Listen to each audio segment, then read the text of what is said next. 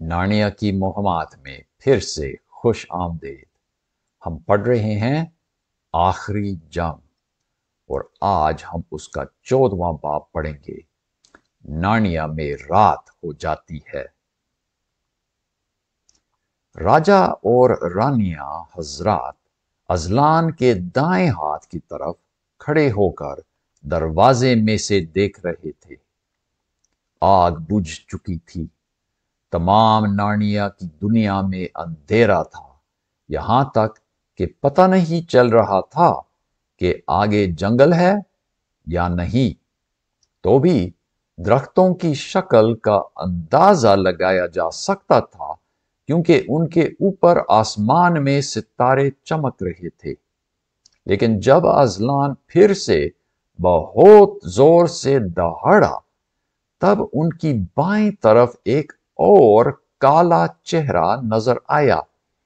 مطلب کہ انہیں ایک اور جگہ نظر آئی جہاں ستارے غائب تھے، اور وہ جگہ یا شکل اوپر اور اوپر بڑھتی گئی، اور پھر وہ انسان کی شکل کی ہو گئی۔ دیو یا جائنٹس کا سب سے بڑا دیو۔ وہ سب نارنیا سے اتنا واقف تھے کہ معلوم ہوا کہ وہ کہاں کھڑا ہوگا۔ یقیناً وہ مور کے میدانوں میں کھڑا ہے، شمال کی طرف دریائے شربل سے آگے۔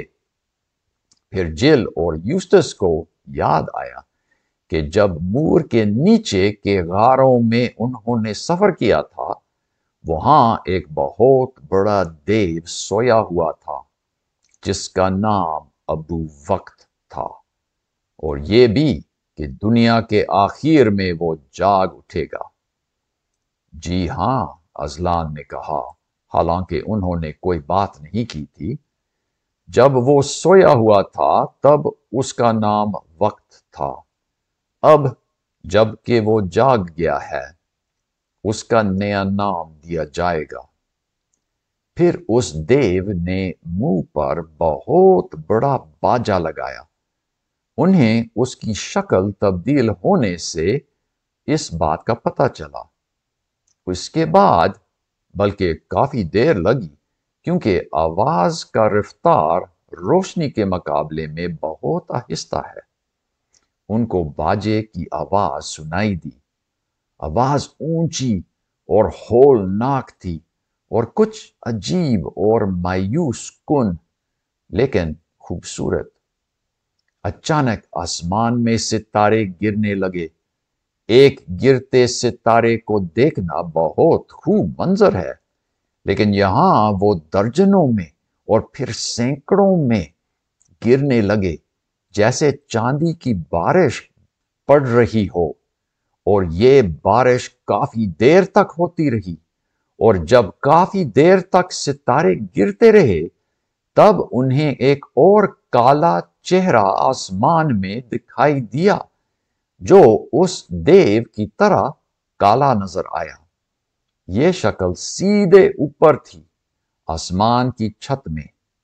شاید وہ ایک بادل ہے، ایڈمنڈ نے سوچا، لیکن اس کے چاروں طرف ستارے گرتے گئے، اور پھر وہ بے ستارہ حصہ بڑھنے لگا، اور کچھ ہی دیر میں آسمان کا ایک چوتھائی حصہ کالا تھا، پھر آدھا حصہ، اور آخر میں آسمان کے کونے کونے سے کچھ ہی ستارے گر رہے تھے۔ وہ سب حیران رہ گئے جب اچانک معلوم ہوا کہ کیا ہو رہا ہے۔ بے شک اس حیرانی میں خوف بھی تھا۔ وہ کالا چہرہ جو پھیل رہا تھا کوئی بادل نہیں تھا، وہ خالی پن تھا۔ آسمان کا کالا حصہ وہ حصہ تھا جہاں کوئی ستارہ نہیں رہا تھا۔ تمام ستارے گر رہے تھے۔ اذلان ستاروں کو واپس بلا رہا تھا۔ جب بالکل آخری ستارے آسمان سے گر رہے تھے تب بہت دلچسپ کام شروع ہوا۔ ان کے ارد گرد زمین پر ستارے پڑنے لگے، لیکن نارنیا میں ستارے وہ نہایت بڑی آگ نہیں ہیں جو ہماری دنیا میں ہیں؟ نہیں، وہ لوگ ہیں۔ ایڈمنڈ اور لوسی نے ایک سے ملاقات کی تھی۔ نتیجہ یہ ہوا کہ ان کے ہر سمت شوائیں والے لوگ تیز اولے کی طرح گر رہے تھے۔ ان کے لمبے لمبے بال جلتی چاندی کے تھے اور ان کے ہاتھوں میں گرم گرم لوہے کے سفید نیزے۔ جیسے وہ گھاس پر اترتے تھے، ہس ہس کی آواز آئی۔ یہ ستارے ان کے پیچھے اور دائیں طرف جمع ہو کر کھڑے ہو گئے۔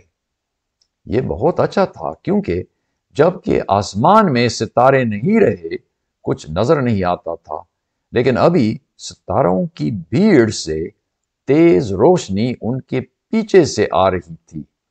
اس روشنی میں انہیں میلوں تک نارنین جنگل نظر آتا تھا۔ ہر جھاڑی، بلکہ گھاس کے ہر پتے کے پیچھے اتنی تیز چھاؤں پڑ رہی تھی کہ ایسا لگتا تھا کہ اس پر انگلی کٹ سکتی ہے۔ ان کے سامنے اور گھاس پر ہی ان کی اپنی چھاؤں پھیلی ہوئی تھی، لیکن ازلان کی چھاؤں قابل ذکر تھی۔ وہ دائیں طرف بہت دور بالکل کالی اور خوفناک تھی، اور یہ سب کچھ اس آسمان کے تلے تھا جو اب ہمیشہ تک بے ستارہ رہے گا۔ وہ روشنی جو ان کے پیچھے اور کچھ ہی دائیں طرف سے آ رہی تھی، اتنی تیز تھی کہ اس میں ان پہاڑیوں کو بھی روشن کرتی تھی جو شمالی مور پر ہیں۔ وہاں کچھ حرکت ہوتی نظر آتی تھی۔ بڑے بڑے جانور وہاں سے رینگتے ہوئے نارنیا میں آ رہے تھے۔ بڑے اژدہے، بڑے گدگدے، بے پر کے پرندے جو چمگادر کی طرح تھے، اور یہ جنگل میں غائب ہو جاتے تھے۔ کچھ وقت کے لیے خاموشی پھیل گئی، پھر بہت دور سے چیخنے چلانے کی آوازیں آئیں، اور پھر پیر چلنے کی آوازیں، اور پھر اڑنے کی بھی جو ہر طرف سے آ رہی تھی۔ یہ آوازیں نزدیک آنے لگیں، پھر چھوٹے چھوٹے پاؤں سے چلنے کی آوازیں، اور بڑے بڑے پاؤں کی، اور چھوٹے کھور اور بڑے کھور کی آوازیں آئیں، اور پھر ہزاروں میں آنکھوں کی چمک نظر آئی، اور پھر جنگل کی تاریکی میں سے ہزاروں اور اربوں میں ہر قسم کے جانور جان بچانے دوڑتے ہوئے سامنے آ گئے۔ بولنے والے جانور، بونے، ساٹائر، فان، دیو، کیلورمینی لوگ، آرچن لینڈ کے لوگ، ایک ٹانگ والے لوگ، عجیب و غریب ہر قسم کی مخلوقات، وہ دوڑے دوڑے اس دروازے پر آئے جہاں ازلان کھڑا تھا۔ مہم کا یہ حصہ اس وقت کچھ خواب کی طرح تھا اور بعد میں یاد کرنا مشکل تھا۔ خاص کر یہ بتانا مشکل تھا کہ کتنی دیر لگی۔ کبھی ایسا لگتا تھا کہ کچھ ہی منٹ میں ہوا، اور کبھی ایسا محسوس ہوتا تھا کہ بہت سال لگے۔ ظاہر ہے کہ یا تو دروازہ ابھی بہت بڑا ہو گیا تھا، یا یہ سب مخلوق چونٹیوں کی طرح چھوٹے ہو گئے تھے، نہیں تو اتنا ہجوم اس میں سے گزر نہیں سکتا تھا۔ لیکن اس وقت کسی نے ان باتوں کا خیال نہیں کیا۔ مخلوق دوڑتی ہوئی آ رہی تھی، اور ان کی آنکھیں ستاروں کی روشنی میں چمک رہی تھیں۔ لیکن جیسے ہی وہ ازلان کے پاس پہنچے، دو میں سے ایک بات ہوئی۔ ان سب نے ازلان کی آنکھوں میں آنکھیں ڈالی۔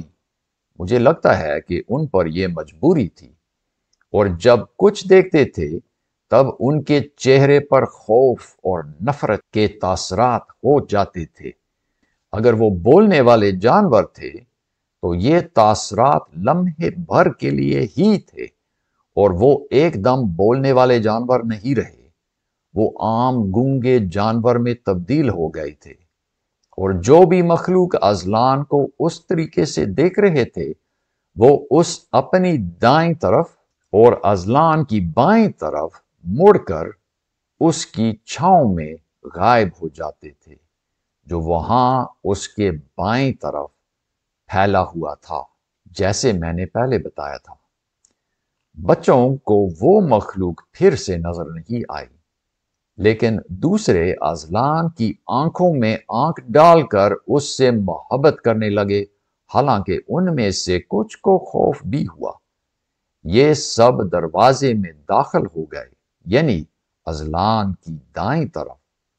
ان میں کچھ بہت عجیب تھے۔ یوسٹس نے ان میں ایک بونا پہچانا جس نے ان گھوڑوں کو مارنے میں بھی حصہ لیا تھا۔ دیکھیے دروازہ، تھوڑا سا بتاؤں گا اس کے بارے میں۔ یہاں ستارے جن کی روشنی میں یہ سب کچھ نظر آ رہا ہے، ہجوم جو اس طرف دوڑ رہی ہے، یہاں بچے کھڑے ہیں، راجا ٹیرین، ایڈمنڈ، یوسٹس وغیرہ، اور یہاں ازلان کھڑا ہے، اور کچھ جانور اس کی طرف، جانور اور لوگ اس کی طرف اندھیرے میں غائب ہو جا رہے ہیں، اور کچھ جانور خوشی کرتے ہوئے دروازے میں داخل ہو رہے ہیں۔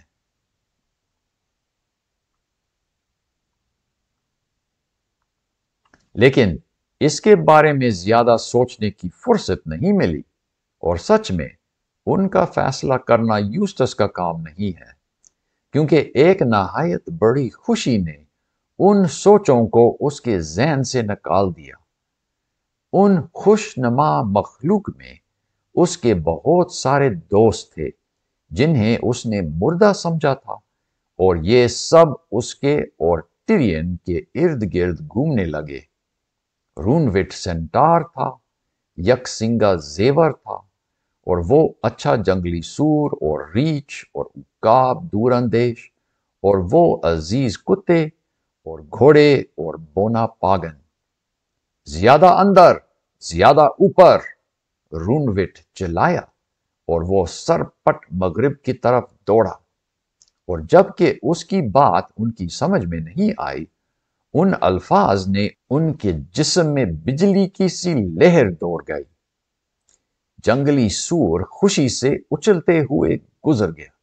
ریچھ ابھی بھی کہہ رہا تھا کہ سمجھ میں نہیں آ رہا ہے، جب اس کو پھلدار درخت نظر آئے اور وہ ایک دم ان کی طرف دوڑا جس طرح کے ریچھ دوڑتے ہیں، اور کچھ شک نہیں کہ وہاں اس کو کچھ ملا جو اس کی سمجھ میں آتا تھا، لیکن کتے اپنی دم خوب ہلاتے ہوئے ان کے پاس رہے، اور پاگن بھی ان کے ساتھ رہ گیا۔ اس نے سب سے ہاتھ ملایا اور وہ خوشی سے مسکراتا رہا، اور زیور نے اس کا سر راجا ٹیرین کے سینے پر لگایا، اور ٹیرین نے اس کو سرگوشی میں کچھ کہا۔ پھر سب دوبارہ دروازے پر متوجہ ہو گئے۔ ابھی نارنیا اژدہا اور دیو گدگدی کے قبضے میں تھا۔ وہ پھرتے ہوئے درختوں کو ایسے اکھیڑنے لگے جس طرح کے چھوٹی ڈالیاں ہوں۔ جنگلات غائب ہونے لگے، تمام ملک خالی ہو رہا تھا، اور ابھی ہر چھوٹی پہاڑی اور نچلی جگہ نظر آنے لگی۔ گھاس مرجھا گئی۔ کچھ ہی دیر میں ٹیرین کے سامنے خالی چٹان اور بیابان زمین تھی۔ ابھی یقین کرنا مشکل تھا کہ یہاں کبھی کچھ زندہ تھا۔ وہ اژدہا اور گدگتی بوڑھے ہو گئے اور مرنے کے لیے لیٹ گئے۔ ان کا گوشت سوکھ گیا اور ان کی ہڈیاں نظر آنے لگیں۔ ابھی بڑی بڑی ہڈیاں اور مردہ پتھر ایسے نظر آتے تھے جیسے کہ سینکڑوں سال سے ایسا ہی رہا ہے۔ کچھ دیر کے لیے خاموشی رہی۔ پھر کچھ سفید رنگ دور سے ایک سیدھی لکیر کی شکل میں مشرق سے ان کھڑے ستاروں کی روشنی میں نظر آئے۔ ایک دھیمی سی آواز شروع ہوئی جو جلدی سے بڑھتی گئی، اور اب نظر آتا تھا کہ کیا آ رہا ہے۔ وہ پانی کی بہت بڑی لہر ہے، سمندر چڑھ رہا ہے۔ اب دریا اور جھیل بڑے ہو رہے تھے، چھوٹے جھیل آپس میں مل رہے تھے۔ او کتنا بڑا لہر آ رہا ہے، آپس میں مل کر بہت بڑے ہو رہے تھے۔ پہاڑیاں جزیرے ہو گئیں اور پھر پانی میں غائب ہو گئیں۔ ان کے بائیں طرف کے مور اور زیادہ اونچے پہاڑ پگھل کر پانی میں گرنے لگے، اور پانی کی لہر جنبش کرتی ہوئی بالکل دروازے تک آ گئی، یہاں تک کہ اذلان کے پاؤں پر کچھ جاگ پہنچ گیا۔ اب ان کے سامنے جتنا دور نظر آتا تھا ہموار پانی تھا، اور وہاں دور کا سمندر روشن ہونے لگا۔ ایک مایوس، بے نور اور بے رنگ روشنی سمندر پر پھیلنے لگی اور بڑھتی گئی، جب تک کہ ابھی پیچھے کی ستاروں کی روشنی اب کم ہو گئی اور پو پھوٹ گیا۔ اور جب سورج نظر آیا، ڈگری صاحب اور خاتون پالی نے ایک دوسرے کی طرف دیکھ کر سمجھداری سے سر ہلایا، کیونکہ ان دونوں کو ایک اور دنیا میں مرتے ہوئے سورج دیکھا تھا، اور ان کو اب پتہ چلا کہ یہ سورج مرنے والا ہے۔ سورج 3 یا 20 گنا بڑا ہو گیا تھا، اور وہ گہرے سرخ رنگ کا تھا، جیسے اس کی روشنی وقت دیو پر پھیل گئی وہ بھی لال ہو گیا۔ اس سورج کی روشنی میں تمام سمندر خون سا لگتا تھا۔ پھر چاند آسمان میں چڑھ گیا، اپنی صحیح جگہ میں نہیں بلکہ سورج کے نزدیک میں، اور وہ بھی سرخ رنگ کا تھا، اور سورج کی طرف سے ایسی شعائیں چاند کی طرف نکلنے لگیں جیسے کہ وہ 8 بازو والی مچھلی ہو، اور وہ بازو چاند پر پھیل گئی اور وہ اس کو اپنے نزدیک لانے لگی، جب تک کہ وہ ایک بڑے شعلے کی طرح جلنے نظر آنے لگے، اور آگ کے بڑے بڑے ٹکڑے سمندر میں گرنے لگے، اور جہاں گرتے تھے وہاں سے بھاپ اٹھتی تھی۔ پھر اذلان نے کہا، اب تمام ہو جاؤ۔ دیو نے اپنا باجا سمندر میں پھینک دیا، پھر اس کا ایک بازو سورج کی طرف اوپر اور اوپر گیا۔ دیو بہت کالا نظر آتا تھا، اس نے سورج کو مالٹا کی طرح نچوڑا۔ اچانک اندھیرا ہو گیا، اذلان کے سوا تمام پیچھے ہٹ گئے، کیونکہ دروازے میں بہت سرد ہوا چلی گئی، اس کے چاروں طرف برف جمنے لگی۔ پیٹر، نانیا کے شہنشاہ، اذلان نے کہا، دروازہ بند کرو۔ سردی سے کانپتے ہوئے پیٹر نے اس اندھیرے میں ہاتھ ڈالا تاکہ دروازہ پکڑ لیں، اور اس نے اس کو بند کیا۔ دروازے برف پر کھرچا اور بند ہو گیا۔ پھر پیٹر نے سونے کی چابی سے اس کو تالا لگایا۔ ایسا کرنا مشکل تھا کیونکہ اس کی انگلیوں کو سردی لگ رہی تھی۔ بے شک اس دروازے میں سے انہوں نے عجیب چیزیں دیکھی تھیں، پھر بھی ان کو یہ اور زیادہ عجیب لگا جب چاروں اور دیکھ کر انہیں نیلا آسمان، پاؤں میں پھول اور سامنے اذلان کی خوش نما آنکھیں نظر آئیں۔ اذلان مڑا اور دوڑنے کے لیے تیار ہو گیا۔ اس کی دم ہل رہی تھی اور وہ تیر کی طرح بھاگ پڑا۔ زیادہ اندر آ جاؤ اور زیادہ اوپر آ، وہ چلایا۔ लेकिन उस रफ्तार में कौन जा सकता है? बाकी लोग उसके पीछे मगरिब की तरफ चलने लगे। अच्छा, पीटर ने कहा, नार्निया में रात हो गई। क्या लूसी, आप रो रही हो, जबकि अजलान हमारे आगे है और हम सब यहां हैं? मुझे मना नहीं करना पीटर, लूसी ने कहा। मुझे यकीन है कि अजलान मुझे रुकने को नहीं कहेगा। मेरा नहीं ख्याल कि नानिया के लिए मातम करना गलत है। वो सब कुछ याद करो जो उस दरवाजे के पीछे मुर्दा सा बर्फ में जम गया है। जी हां, और मेरी ख्वाहिश थी, जिल ने कहा, कि वो हमेशा तक चलता रहे। मैं जानती थी कि हमारी दुनिया ऐसी नहीं कि हमेशा रहे, लेकिन मैं सोचती थी कि शायद नार्निया रहेगा। मैंने उसको शुरू होते देखा, डिगोरी साहब ने कहा। मैंने ये नहीं सोचा कि उसका आखिर भी देखूंगा। जनाब, टिरियन ने कहा, खवातीन रो रही हैं तो नेकी कर रही हैं। मुझे भी रोना आता है। मैंने अपनी मां की मौत देखी थी। मुझे नार्निया के अलावा किस दुनिया का तजर्बा हुआ है। बेशक मातम ना करने में कोई इज्जत नहीं है, बल्कि मेरे ख्याल से अगर हम मातम ना करें तो ये गुस्ताखी होगी। वो उस दरवाजे से दूर होते गए और साथ में उन बोने लोगों से भी जो अपनी ख्याली या तस्वरी अस्तबल में अभी भी बैठे थे। और चलते हुए उन्होंने गुजरे जंगलों और अमन और कदीम बादशाहों और नार्निया की शान के बारे में बातें की।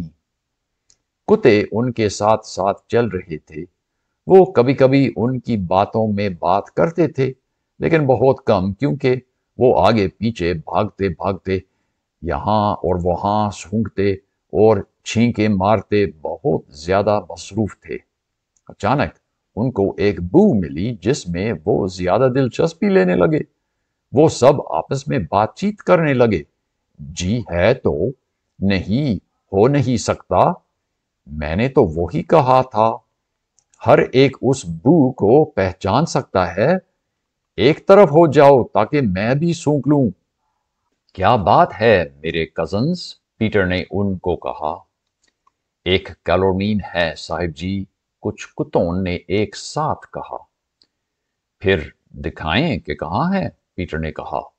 अगर वो लड़ने में या अमन से मुलाकात करें तो भी खुश आमदेद। कुत्ते तेजी से आगे दौड़े और लम्हे बाद और ज्यादा तेजी से ये कहते वापस आए कि हाँ, सच में कैलोरमीनी बंदा है। बोलने वाले कुत्ते आम कुत्तों की तरह अपनी वक्ती काम को बहुत अहम समझते हैं। दूसरे वहां गए जहां कुत्तों ने बताया और उनको एक जवान कैलोरमीनी फौजी मिला जो साफ शफाफ नदी के पास में दरख्त के साये में बैठा था। वो था एमित। वो उठ गया और नेक अंदाज में सर झुकाया। जनाब, कैलोरमीनी ने पीटर से कहा, मैं नहीं जानता कि आप मेरे दोस्त हैं या दुश्मन, लेकिन इज्जत की बात समझूंगा, खा आप ये हो या वो। क्या किसी शायर ने नहीं कहा कि सबसे इज्जत बख्श तोहफा शरीफ दोस्त है और उसके बाद शरीफ दुश्मन है? जनाब, पीटर ने कहा, मेरे हिसाब से हमारे दरमियान जंग करने की कोई वजह नजर नहीं आती। बराए मेहरबानी हमको बताएं कि आप कौन हैं और आपके साथ क्या हुआ है, जिल ने कहा। अगर कहानी सुनना है तो फिर क्यों ना हम सब कुछ पानी पीकर बैठ जाएं। कुत्ते भौंकने लगे। हम थक गए हैं। जाहिर है, अगर इतना ज्यादा आगे पीछे भागेंगे तो थक जाएंगे, यूस्टस ने कहा। सब इंसान घास पर बैठ गए, कुत्ते खूब पानी पीकर सीधे बैठ गए, और एक एक के मुंह से जुबान लटक रही थी और उनके सर एक तरफ थे ताकि अच्छी तरह सुन लें। जेवर खड़ा रहा और उसने सिंग अपने रान पर पॉलिश करना शुरू किया। कहानी का इंतजार। अगले चैप्टर में क्या कहानी देखेंगे? इस चैप्टर में क्या अंधेरा रात नार्निया पर आ गया? क्या मुहिम अच्छी लगती है? अगले चैप्टर में और क्या होने वाला है? खुदा आपको खुश रखे। खुदा हाफिज।